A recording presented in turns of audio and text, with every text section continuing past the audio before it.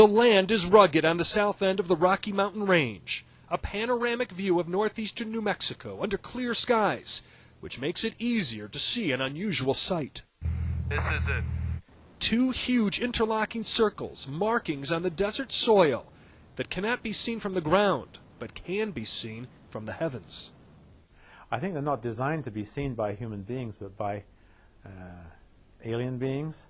Michael Pattinson says he was a member of the Church of Scientology for 23 years. Now he's a disgruntled ex-member who says the circles are signposts for reincarnated Scientologists who come from outer space. They are markings to show the location of one of the vaults which Scientology has prepared to safeguard the technology of L. Ron Hubbard. Hubbard, who died in 1986, was a science fiction writer who started the Church of Scientology. And indeed, next to the circles in a private runway is a building with a vault built into the mountain. Current Scientologists do say archives are held in the vaults, just as other religions safeguard their sacred texts. They say the vault is overseen by a Scientology corporation called the Church of Spiritual Technology. Church of Scientology officials denied CNN's request for a tour of the compound. They say the markings are simply a logo of the Church of Spiritual Technology and that this is a non-story. But from what we've experienced, church officials are extremely sensitive about this non-story. A pilot we hired to fly us over the compound backed out, saying he got a call from Scientologists asking him not to go with us.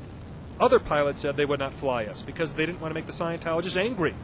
But we did finally get a pilot. What do the circles look like to you from here? They look like a branding symbol a rancher might have put out there.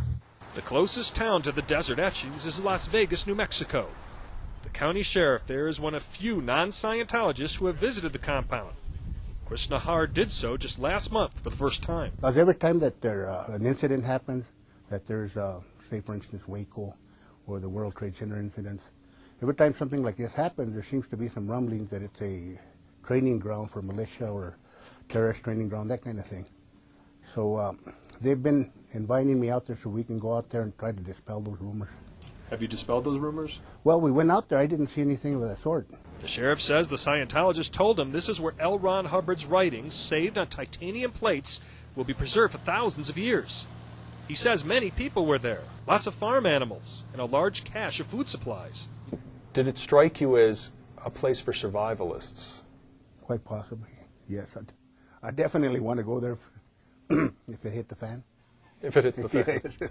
The sheriff says the notion of spacecraft returning here was not discussed with him, but former members say that's part of Scientology teachings.